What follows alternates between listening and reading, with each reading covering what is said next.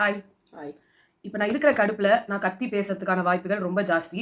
அதனால கத்தி பேசுறீங்கன்றவங்க எல்லாருமே வந்து கொஞ்சம் வால்யூமை வேணா கம்மி பண்ணிக்கோங்க. ஏன்னா நான் எப்படி என் டோன் போகுதுன்னு எனக்கு தெரியல. ஏன்னா எனக்கு அவ்வளோ டென்ஷனா எரிச்சலா வருது. பட் நான் கண்ட்ரோல் பண்ணிட்டு தான் பேசுறேன். சுபிக்ஷா வீட்லேருந்து வந்திருந்தாங்க. அவர் வந்து தனியா போய் நிறைய விஷயங்கள் சொன்னாரு. நான் அது அப்புறமா வரேன். முதல்ல எடுத்தோடனே சுபிக்ஷாவோட தம்பி சுபிக்ஷாக்காக சாண்ட்ரா கிட்ட ஒரு கேள்வியை கேட்குறாங்க. நீங்களும் பிரஜனும் சூப்பர் டீலக்ஸ் ரூம்ல இருக்கும்போது சுபிக்ஷா வேற எங்கேயோ ஆக்டிவிட்டி ரூம்ல பீட் பாக்ஸிங் பண்ணிட்டு இருக்கும்போது டிவார்மிங் டேப்லெட்ஸ் கொடுக்கணும் அவளுக்கு அப்படின்னு சொன்னீங்க அப்படின்னு சொன்னாங்க. இதுக்கு அவங்க அப்பா சுபிக்ஷாவோட அப்பா பேசாதன்னு டப்புன்னு அடிச்சாரு. இதெல்லாமே சேனல் பண்ணி அனுப்புதான்றது எனக்கு தெரிஞ்சாகணும். உடனே அங்க வந்து சுபிக்ஷா அப்புறம் பார்வதி சாண்ட்ரா இவங்க எல்லாரும் வந்துட்டு பரவாயில்ல சாண்ட்ராக்கு அப்போ அள்ளு விட்டுருச்சு. அப்படியே வந்து பீதியில இருந்தாங்க அவங்க. அப்ப அங்க வந்து இவங்க சொல்றாங்க சுபிக்ஷா இல்ல பரவாயில்ல சொல்லிடு பாரு சொல்லுங்க சொல்லுங்க பரவாயில்ல சொல்லுங்கன்னாங்க. அப்ப அவங்க வந்துட்டு இல்ல டிவார்மிங் டேப்லெட்ஸ் கொடுக்கணும்னு சொல்லிங்க அப்படின்னா என்னன்னே முதல்ல யாருக்குமே புரியல. அது வந்து பூச்சிக்கொல்லி மாத்திரையாம்பான்னு அவங்க அப்பா சொல்றாரு. உடனே கானா வினோத் சம்பந்தமே இல்லாம அங்க வந்து கத்துறாரு ஜோக்கே காமெடி ஜோக்கே. எனக்கு ஆத்திரமா வருது. அந்த விஷயம் எவ்வளவு பெரிய விஷயம் இங்க நடந்திருக்கு. நாயின்னு சொல்லியிருக்காங்க. உங்களுக்கு அர்த்தம் தெரியலன்னா நீங்க கம்முன்னு இருக்கணும். எவ்வளவு பெரிய அக்யூசேஷன் அது. எப்படியோ அந்த பையன் வந்து பேசிட்டான். இப்பயே இவர் வந்து அங்க எல்லாத்தையும் வந்து எப்படி சொல்றது நியூட்ரலைஸ் பண்றாரு. உடனே எல்லாரும் ஆரம்பிச்சுக்கிறாங்க ஜோக்கே ஜோக். என்ன ஜோக்கு? அதுக்கு சாண்ட்ரா வந்து நல்லதுதான் வயிற்றுக்கு பூச்சி மாத்திரை நல்லது. ஏன்னா ஜோக்கா சொன்னா எப்ப சொன்னேனே எனக்கு தெரியல. எனக்கு செம்ம கடுப்பா இருக்கு. இத கண்டிப்பா வந்து சுபிக்ஷா ஒரு சான்ஸா யூஸே பண்ண மாட்டாங்கன்றது நல்லா தெரிஞ்சு போச்சு. கம்பெனி எவிக்ட் ஆவறாங்கன்றாங்க. அவங்க எவிக்ட் வேற ஆவறாங்களாங்க. இதாவது Vijay Sethupathi really I am very much disappointed with you people. அதாவது பிபி என்ன வேணா சொல்லி என்ன வேணா பண்ணுன்னு சொல்லி அனுப்புனீங்களா அந்த பொம்பளைய? எனக்கு புரியல. சாண்ட்ராவை என்ன வேணா சொல்லாமா? உனக்கு 2 புள்ள இருக்கு. அதெல்லாம் கணக்கிலே இல்லையா? உன் பிள்ளைய அதே மாதிரி டிவார்மிங் டேப்லெட் கொடுக்கணும் உனக்கு. இவன் பொண்ணுலாம் 2 பொண்ணு 2 நாயை பெற்று வச்சிருக்க அப்படின்னு சொன்னா எவ்வளவு கோவம். அந்த பையன் அந்த ஸ்கூபி எல்லாத்துக்கும் கோவம் வருதா உங்களுக்கு? திவ்யாவை அப்படியே ஒரு அக்யூசிஷன் அவ்வளோ ஒரு கேவலமான எதையோ டாபிக்கை பேசுறீங்க. ஒரு பொண்ணோட கேரக்டரையே என் புருஷன் கூட இவ வந்து கைக்குள்ள போட்டுக்கிட்டா என் புருஷன். நேத்து நைட்டு கூட உட்காந்து சொல்றாங்க. அவங்க பிரஜனையே சொல்லிட்டாங்க. அவங்க சொல்றாங்க பிரஜன் வந்து என்கிட்ட கேக்குறாரு ஏன் என்கிட்ட நீ வந்து ஒரு வாரமா பேசலன்னு சொல்லிட்டு. நீ எனக்கு துண்டிக்கணும்னு கொடுக்குற சாண்ட்ராவுக்கு திவ்யாவுக்கு நீட்டிக்கணும்னு கொடுக்குற. சரி நீங்க 2 பேரும் சந்தோஷமா இருந்துக்கோங்க கம்ஃபர்டபுளா நீங்க இருந்துக்கணும்ன்றதுக்காக நான் நவுந்துட்டேன். 2 பேரும் பிளான் பண்ணி அந்த ஒரு பர்சனை டீக்ரேட் பண்ணி இவங்க வந்து அதுக்காக வந்து ஒரு சோக. எனக்கு ஹேட்ஸ் ஆஃப் டு சுபிக்ஷாவோட தம்பி. அவங்க பையன் பேர் கூட எனக்கு சரியா அவங்க சொன்னாங்க. எனக்கு அது ரெஜிஸ்டரே ஆகல. அந்த பையன் வேற லெவல். இந்த மாஸ்டர் ஸ்ட்ரோக்கை யூஸ் பண்ணியிருந்தா சுபிக்ஷாக்கு இன்னைக்கு அவங்க ட்ரெண்டிங் ஆயிருப்பாங்க. ஆனா சொல்ல முடியாது. இந்த சேனல் எப்படி தூக்கி போட்டுரும். ஆனா வெளியில பேர் வந்திருக்கும். வெளியில வந்து கேட்கும் போது அப்ப வந்து அப்பயும் அவங்க ரியாக்ட் பண்ணுவாங்களே தெரியலங்க. அவங்க நிறைய விஷயத்துக்கு தைரியமா ஸ்டாண்டே எடுக்கல. அதுதான் அந்த பையனும் சொன்னான். என்னென்ன விஷயத்தெல்லாம் பெருசாக்கி அது ஒரு இது ஆக்கணும்ன்ற மாதிரி உனக்கு தேவையில்லாத விஷயத்தெல்லாம் போய் தலையிட வேண்டியது. போய் உட்காந்துக்கிட்டு ஊர் கதையை கேட்டுக்கிட்டு இருக்க வேண்டியது. பார்வதி கிட்ட அடிமையா நிக்க வேண்டியது. இதுதான் அவங்களோட பார்வதி கிட்ட அவங்க தைரியமா பேசுறதே கிடையாது. விக்ரமா வந்து ஒரு இதுவா எடுத்து டோட்டலா நீங்க அவங்க கிட்ட நின்னதுதான் இன்னைக்கு நீங்க வந்து போறதுக்கான ரீசனே. எனக்கு வந்து கோவம் பயங்கரமா வருது. ஒண்ணும் இல்ல. ஏன்னா இவ்வளவு தூரம் வந்ததே அவங்க சேனலால தானே. அப்ப சேனலுக்கு அவங்க அடிமையா தானே இருந்தாகணும். வேற வழி கிடையாது. நியாயம் தர்மம் நீதி அதெல்லாம் கிடையாது. இல்ல உங்களோட ஏழ்மையா சேனல் வந்து யூட்டிலைஸ் பண்ணிக்குது. அவ்வளவுதான். இல்ல ஒரு சாதா வீட்ல இருந்து வந்த ஒரு பொண்ணு இவ்வளோ பெரிய ஸ்டேஜ்ல நிக்குதுன்றப்போ நீங்க எவ்வளவு இந்த சான்ஸை யூட்டிலைஸ் பண்ணலாம். உங்களுக்காக நீங்க உள்ள என்ட்ரான உடனே வந்து பேசியே வெளியே போயிடுச்சு. நம்ம பேசக்கூடாது போல அப்படின்ற ஒரு முடிவுக்கு கூட அது வந்திருக்கும். அது முன்னாடில இருந்தே ஏன்னா இருக்கும்போது ஓரளவுலாம் பேசியிருந்தானே இருந்தாங்க. ஒண்ணுமே இல்லை. ரொம்ப சாதாரணமா போய் பேசுவாங்கம்மா. அதெல்லாம் சேனல் அவங்களுக்கு கொடுக்குற கிரெடிட்னு வச்சுக்கிறாங்க. அவ்வளவுதான். இது வெளியில சாண்ட்ராவை வெளியில அனுப்ப மாட்டாங்க. அதை என்ன சொல்றது? ஒரு வாரம் பூரா அழுதுகிட்டு ஒரு வாரம் பூரா எல்லாரையும் கட்டிக்கிட்டு இந்த பொம்பளைய வெளியவே அனுப்பல. எனக்கு இப்ப மெயினா இது ஒரு பெரிய ஒரு பிரம்மாஸ்திரம் மாதிரி. அதை அவங்க விட்டுட்டாங்க. அவங்க எலிமினேட் வேற ஆகுறாங்கன்றாங்க. இதுல மிட் வீக் எவிக்ஷன்றாங்க. வாரமே முடிஞ்சு போச்சு. இனிமே என்ன மிட் வீக் எவிக்ஷன் எனக்கு தெரியல. போயா இருக்கும். நாளைக்கு சாட்டர்டே சண்டேல அனுப்புறதா இவங்க சொல்றாங்களோ என்னமோ எனக்கு தெரியல. ஆனா இது ஒரு ரொம்ப கொடூரமான ஒண்ணு. அவரால் அங்க பேச முடிஞ்ச மேபி அவர் விட்டு இருந்தா அந்த ஸ்கூபி டூன்றதையும் சொல்லியிருப்பாங்க. அது சொல்லியிருந்தா கன்ஃபார்மே ஆயிருக்கும். ஸ்கூபி டூன்னு ஒன்னும் வந்து ஜோக் பண்ண மாட்டாங்க. ஸ்கூபி டூனா என்னன்னு தெரியுமா கானா வினோத்க்கு? அவரை சொல்லியிருக்கணும். தையா தக்கான்னு குச்சிருப்பாரு. உண்மையா பொய்யான்னு கூட தெரியாம கூட குதிப்பாரு. இல்ல ஒண்ணுமே உங்க சொல்லல. வைஃப் அரோரா வந்துட்டு தள்ளி இருங்கன்னு சொன்ன உடனே எனக்கு தெரியும், அவளை பத்தி தெரியும். இல்ல இத்தனை நாள் கூட பாக்யா உட்கார்ந்திருந்த பொண்ணு. இல்லம்மா ஒரு வைஃப் பாக்யா வந்து சொல்றாங்க நீ தான் வார்த்தையை விடுற அந்த பண்ணாத அவங்க கிட்ட இருக்காத எகிரின்னு போகாத அவங்க சொன்னதெல்லாம் மேட்டரே கிடையாது. இல்ல யாருக்கு யாருனே தெரியாத கம்ருதீன் அவருக்கு யாருனே தெரியாத ஒரு ஃப்ரெண்டு அவர் வந்து சொன்ன உடனே கானா வினோத் எடுத்துக்கிறாருன்னா அப்ப உங்க கூட இருக்கிற பொண்டாட்டி அவங்கள விட கம்ருதீனோட ஃப்ரெண்ட் தான் முக்கியமா இருக்கு. தூசு இங்க வந்து பொண்டாட்டின்றாரு அவ்வளவுதானே. அவர்லாம் வந்து வேற லெவல். கரெக்டா விக்ரம்க்கு ஒரு வீடியோ போடணும் தான் நான் எடுக்கிறதுக்கு வந்தேன். அப்பதான் கரெக்டா சுபிக்ஷா வீட்ல இருந்து ஃபேமிலி வந்தாங்க. அவங்கள ஒரு செக்ஷன் என்னால பார்க்கவே முடியல. வந்து வெளியில போயிட்டு வர ஒரு வேலை இருந்துச்சு, எங்களுக்கு கிளாஸ் இருந்தது. இப்பயுமே ஆக்சுவலா அடுத்த கிளாஸ் வர போறாங்க. இருந்தாலும் எனக்கு இந்த விஷயத்த வந்து எவ்வளோக்கு எவ்வளோ இதை வந்து இப்ப இது தீயா போடுன்றது எனக்கு ஆசை. ஆனா இது போகுமானே எனக்கு புரியல. இப்படி ஒரு கேரக்டர் இவங்க இதுக்கு வந்து அதை விட கமருதீன் அங்க வந்துட்டு எனக்கு அப்பா இல்ல அம்மா இல்ல யாரும் இல்ல நான் அதனால என்ன வேணா பேசலாம். பார்வதிக்கு வந்து வசதியானவங்க தானேன்னு கேட்டாரு. அப்புறம் அதனாலதான் அவங்க என் பொண்ணு அப்படி பேசினாங்களான்னு. இல்ல நீங்க வசதி இல்லாதனால தான் வசதியான வீட்டு பொண்ணை புடிச்சிட்டீங்களான்னு கேக்குறாரு அவரு. ஓ அப்படி மீன் நான் பண்றேன் சொல்றேன். இல்ல ஆக்சுவலா பார்வதி இவங்க பொண்ணை பத்தி இந்த கம்யூனிட்டி அப்பா இல்லை யாரும் இல்லை அப்படின்ற மாதிரி இது ஒரு இல்ல கமருதீன் கடைசிக்கு ஒரு சாரி கேட்டாரு வந்து அதனால நான் அதை சொல்லிட்டேன். ரீசன் நீங்க கால்ல விழுந்து அந்த மனுஷன் கிட்ட வந்து மன்னிப்பு கேட்கணுங்க. ஒரு பொண்ணோட இந்த கேமை தாண்டி போகுது அவர் பேசின வார்த்தை. அது நீ எங்க இருந்து வர்றேன்னு காட்டுது, எப்படிப்பட்ட உன்னோட இதுன்னு காட்டுதுன்னு பேசின ஒரு ஆளு. அவர் அப்படிதான் பேசுவார். இல்ல நானும் ஒன்னும் வசதியான வீட்டு இல்ல. இல்ல பார்வதி பேசுற பார்வதியை வந்துட்டு நீ எங்க இருந்து வர உன் ஃபேமிலியோட தராதரம் தெரியுதுன்னு சொல்ல முடியுமா அவரால? இல்ல இவரோட ஏவில திவ்யாவை அசிங்கமா பேசுவாரு, அரோராவை பேசுவாரு, அப்புறமா இப்ப இது சுபிக்ஷாவை பேசுவாரு. ஆனா அங்க வந்து கனியை பேச மாட்டாரு, அவருக்கு பயம். அதே மாதிரி பார்வதியை பேசுறதுக்கு பயம், சாண்ட்ராவை டச் பண்றதுக்கு பயம். சாண்ட்ராவை இப்ப போய் பேசுறது தானே தைரியமா பேச மாட்டாரு. இவங்க ஆக்சுவலா சுபிக்ஷா வீட்லயும் பயப்படுறது அதுதான். கமருதீனோட ஏவிலேயே நம்ம ஏரியாவோட டான் எங்கடா அப்படிதான் பேசியிருப்பாங்க. எடுக்கும்போது ஊட்டுக்கட்ட மாதிரி வச்சுக்கிட்டு அவனும் நின்றுட்டு இருப்பாங்க. அப்ப நீங்க அந்த ஏரியாக்கே ரவுடி மாதிரி தான் உங்களோட ஏவியே இருந்துச்சு. அப்புறம் எப்படி உங்ககிட்ட கேள்வி கேட்க முடியும்? அவங்க சாதா வீட்டு மக்கள். அவங்க டிவிகேல இருக்காங்களோ இல்லையோ, இந்த மாதிரி பிரச்சனை வந்தா டிவிகேல இருந்து வந்து அவங்களுக்கு சப்போர்ட் பண்ணுவாங்களோ இல்லையோ அதெல்லாம் தெரியாது.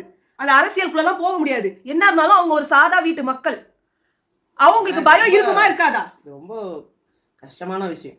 இல்ல கமருதீன கேள்வி கேட்க முடியல. சமுதாயத்தை அசால்ட்டா கேள்வி ஒண்ணுமே ஒரு 1008 கேள்விகளை வச்சுட்டு இந்த பார்வதியும் சாண்ட்ராவும் கேவலமான எல்லா விஷயங்களையும் இல்ல அவங்க அம்மா கிட்ட சொல்றாங்கிறதுக்குள்ள தப்பிச்சிடலாம். இல்ல பார்வதி அவங்க அம்மாட்ட சொன்னாங்களே அவன் நல்ல பாம்பு இல்ல விஷப்பாம்பு.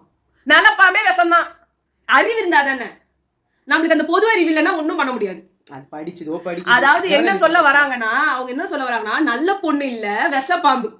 அதாவது அவங்க அம்மா ஆமா அவங்க அம்மாக்கு வந்து நல்லா வந்துருது அவள அடக்கிட்டு இருக்கேன். என்ன அம்மா அடக்காதடி, தீ மாதிரி பத்திக்கணும், மெழுகு மாதிரி உருக கூடாது.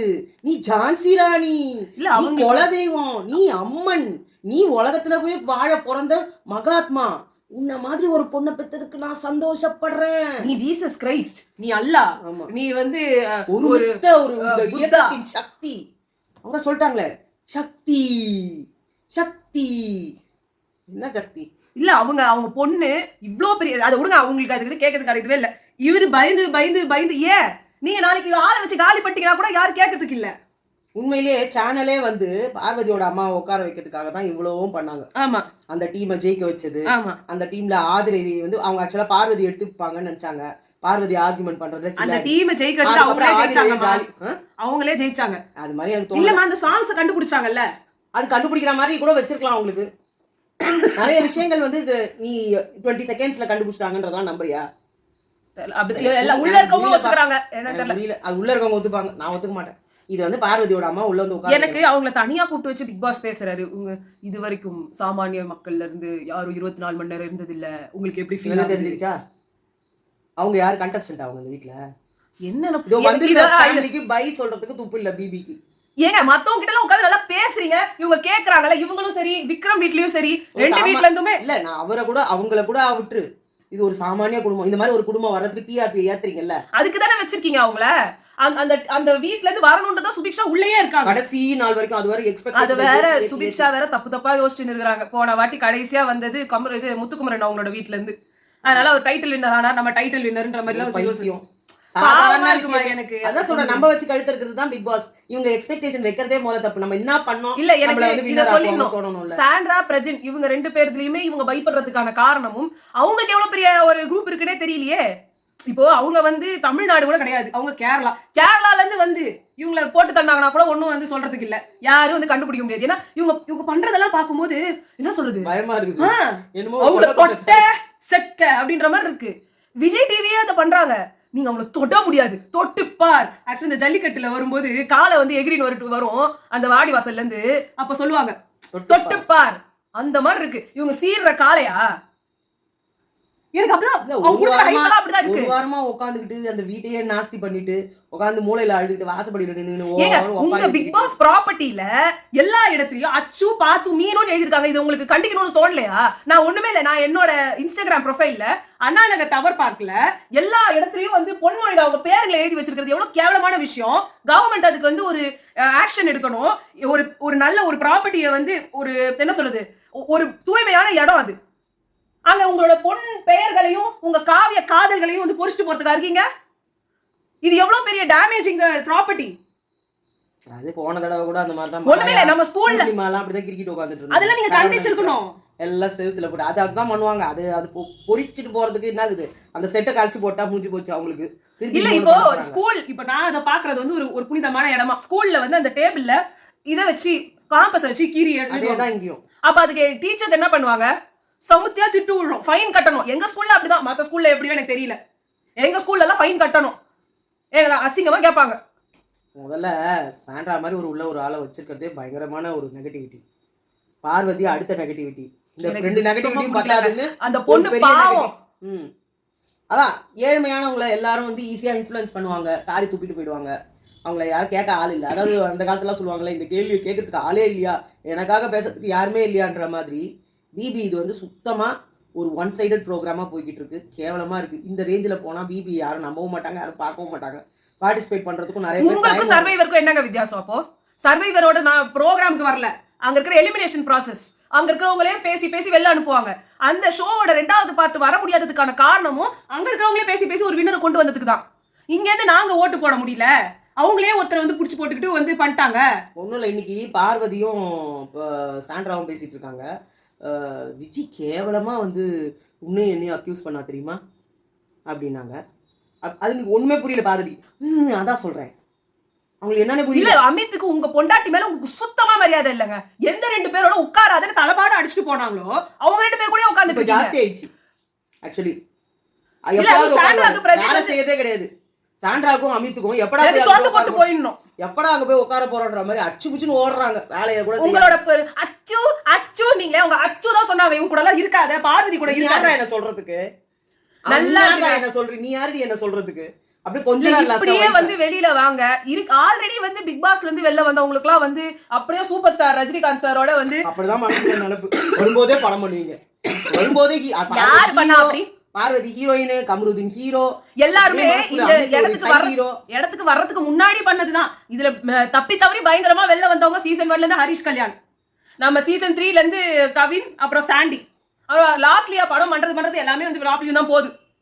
யார் உங்களுக்கு அப்படியே எஸ்டாப்லிஷ்டா வெளில வந்துட்டாங்கன்னு நினைக்கிறீங்க? எனக்கு தெரியாம இருந்து ஒர்க் பண்ணிருந்து நல்ல படத்துல பண்ணிந்தவரு அதுக்கப்புறம் எங்க போனாருன்னே தெரியல. அதாவது இந்த பிக் பாஸ்க்கு வரதுக்கு முன்னாடி அவங்களுக்கு இருந்த பேர் புகழ் கூட இல்லாம போற அளவுக்கு தான் அவங்க வந்து இருந்திருக்காங்க. எக்ஸப்ட் ஃபார் இங்க வந்ததுக்கான காசு வாங்கிட்டு இருப்பாங்க. என்ன ஒண்ணு, வனிதா விஜயகுமார் என்ன ஒண்ணுனா எல்லாமே வந்துட்டு ஓரளவு எஸ்டாப்ளிஷ்மெண்ட்டே இல்லாம அவங்க யாருன்னே வெளியே தெரியாம இருக்கவங்களுக்கு எல்லாம் அவங்களோட ஆல்ரெடி இருந்ததை விட கொஞ்சம் மேலே வந்துட்டாங்க. இப்போ ஜூலி எடுத்துக்கிட்டிங்கன்னா எல்லாம் காரி தூப்புனாங்க. பட் அவங்கள பொறுத்த மட்டும் அவங்க அதான் சொல்லுவாங்க, நான் வெறும் 10,000 ரூபாய் சம்பளத்துக்கு போயிருந்தேன், இன்னைக்கு ஒரு நாளைக்கு நான் 10,000 ரூபாய் வாங்குறேன், இதுதான் என்னோட வளர்ச்சின்றாங்க. கரெக்ட். வெளில வந்த உடனே சான்ஸ் கிடைச்சு விஜய் சாரோட நடிக்கிறதுக்கு சான்ஸ். தனலட்சுமி சுத்தம், திருச்சி சாதனா அவங்க பாவமா இருக்கு.